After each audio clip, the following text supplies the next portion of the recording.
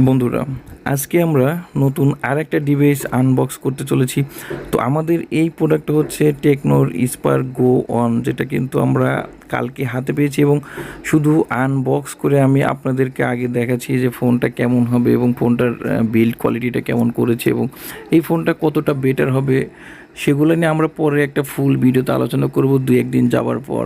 তো প্রথমে আমরা এটা বক্স খুলে কিন্তু চার্জার, হেডফোন এবং একটা টাইপ সি কেবল কিন্তু পেয়ে গেছি এখানে। আর আরও কিছুর কিন্তু রয়েছে বক্সের ভিতর। এখানে কিন্তু এটা টাইপ সি কেবল করে দিয়েছে।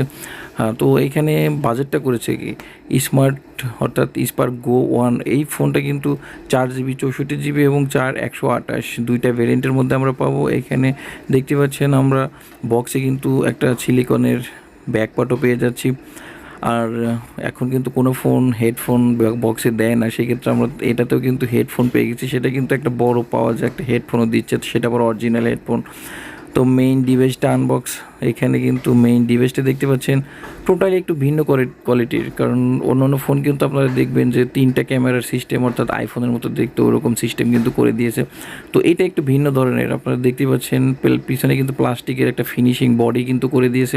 তো আমাদের মনে হয়েছে যে এই বাজেটের মধ্যে দেখতে অনেকটাই সুন্দর, ভালোই করেছে। এখানে কিন্তু আমাদের স্লিম থিকনেসটাও কিন্তু মোটামুটি মিড রেঞ্জের মধ্যেই রয়েছে, কারণ আমরা জানি যে মিডল কোয়ালিটির কিন্তু থিকনেস। এখানে কিন্তু নিচের সাইডেই মাইক, টাইপ সি চার্জার এবং হেডফোনের ফুটা কিন্তু নিচের সাইডে করে দিয়েছে অর্থাৎ। আর রয়েছে কিন্তু বাম সাইডে সিম স্লট।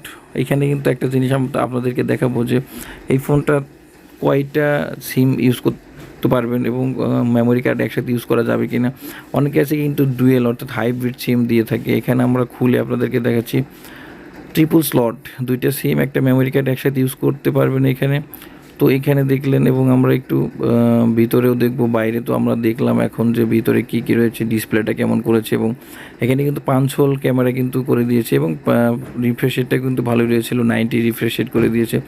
আর আরেকটা কিন্তু জিনিস আমরা খেয়াল করছি, এই বাজেটের মধ্যে কিন্তু 120-এর রিফ্রেশ রেট কিন্তু করা যাবে, অর্থাৎ 90 এবং 120 দুইটাই কিন্তু এখানে করা যাবে। 90 120 মিলে জেলে কিন্তু রয়েছে এখানে, মোটামুটি খুবই ভালো করেছে।